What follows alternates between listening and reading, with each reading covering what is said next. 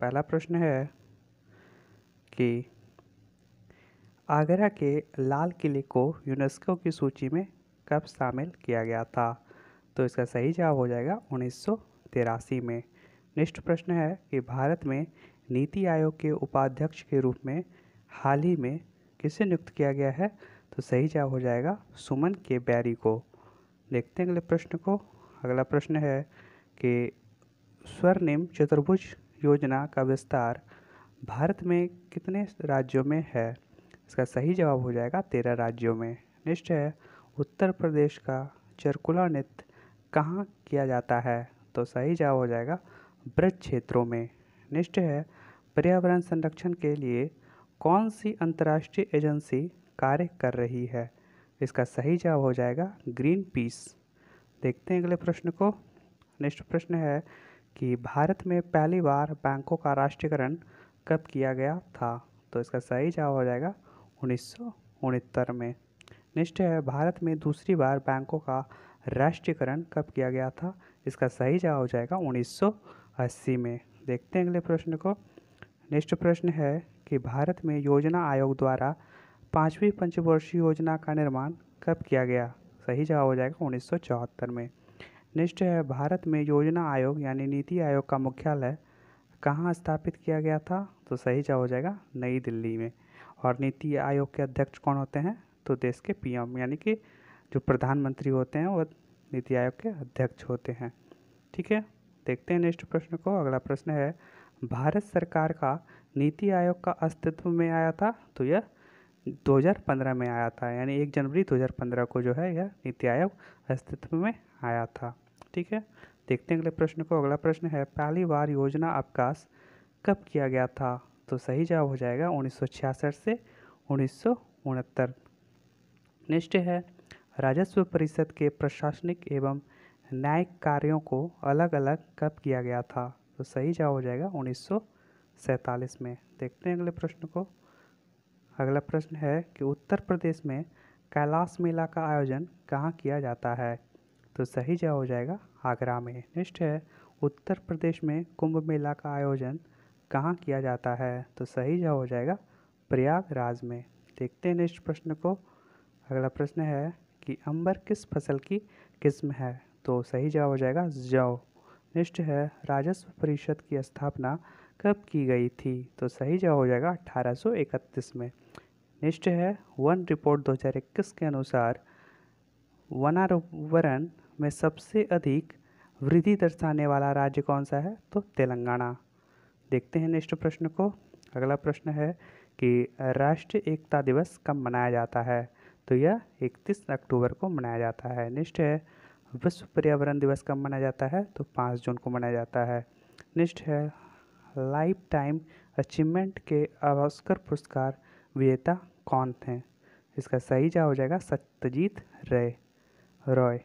Next है कि विश्व में चावल उत्पादन में भारत का कौन सा स्थान है? तो विश्व में चावल उत्पादन में भारत का जो स्थान है वह पहले स्थान पर कौन है? तो चीन है। नेक्स्ट है निम्नलिखित में से कौन पश्चिम बंगाल के सबसे लंबे समय तक सेवा करने वाले मुख्यमंत्री हैं? तो ज्योति बसु। नेक्स्ट है कि भारत के सबसे प्राचीन तेल शोधनशाला कहाँ स्थित है? तो दिग्वोई में, जो कि कहाँ है? असम में। नेक्स्ट है किस राज्य में पर्वतीय पर्यटन नगर कसौली स्थित है? तो यह हिमाचल प्रदेश में है। नेक्स्ट है सूर्य उदय होते समय व डूबते समय लाल क्यों दिखाई देता है? तो यह परिकिरण के कारण ऐसा दिखाई देता है। नेक्स्ट है घरों में विद्युत संयंत्र जोड़े जाते हैं तो समांतर क्रम में जोड़े जाते हैं। नेक्स्ट है कि लोहे में जंग लगना क्या है? तो ये एक रासायनिक क्रिया है।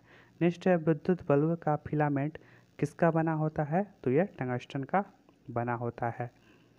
नेक्स्ट है कि केतली में पानी का गर्म होना उदाहरण है?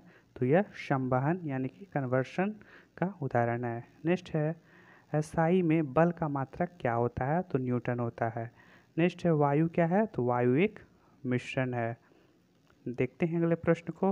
अगला प्रश्न है कि यांत्रिक ऊर्जा को विद्युत ऊर्जा में किसके द्वारा बदला जाता है?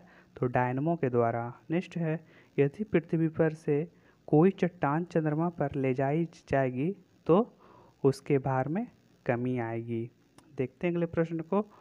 नेक्स्ट प्रश्न है कि बिल्ली को रात में अधिक दिखाई देता है, तो ऐसा क्यों होता है? क्योंकि पुतली की विशेष बनावट की वजह से। नेक्स्ट है, ऊष्मा की सबसे अच्छी चालक कौन सी धातु है? तो चांदी यानी कि सिल्वर। देखते हैं अगले प्रश्न को। अगला प्रश्न है कि गर्मी में मकान को सफ़ेद रंग से पुतवाना क्यों पसंद करते हैं?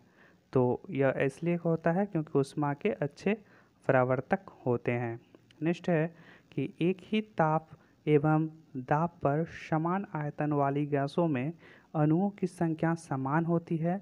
निम्नलिखित में से यह नियम कौन सा है? तो यह एवोगाड्रो की परिकल्पना का नियम है।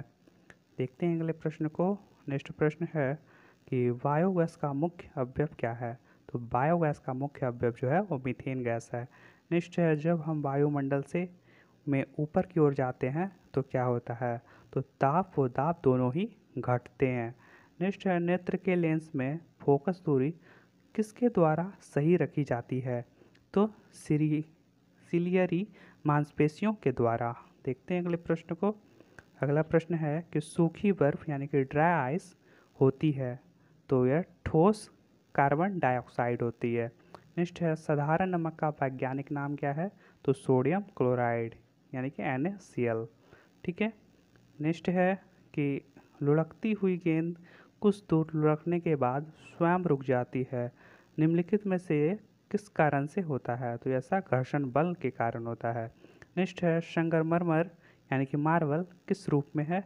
तो यह चूना पत्थर यानी कि लाइम स्टोन के रूप में है। नेक्स्ट है, शहरों में तालाब का पानी शुद्ध करने के लिए कौन सी गैस प्रयोग की जाती है? तो यह क्लोरीन गैस के प्रयोग की जाती है। तो नेक्स्ट प्रश्न है कि लोहे में जंग लगने का मुख्य कारक क्या है? तो ऑक्सीजन। आज का आखिरी प्रश्न है कि कुपोषण से सबसे अधिक किसकी कमी होती है? तो प्रोटीन की। तो आपको फ्रेंड्स ये प्रश्न कैसे लगे तो आप कमेंट बॉक्स में कमेंट करके बताएंगे। और ये सारे प्रश्न बहुत ही ज़्यादा इंपॉर्टेंट है आपके आने वाले किसी भी एग्ज़ाम, कॉम्पिटिटिव एग्ज़ाम के लिए। तो प्रश्नों को पूरा देखें। तो आज के लिए बस इतना ही। मिलते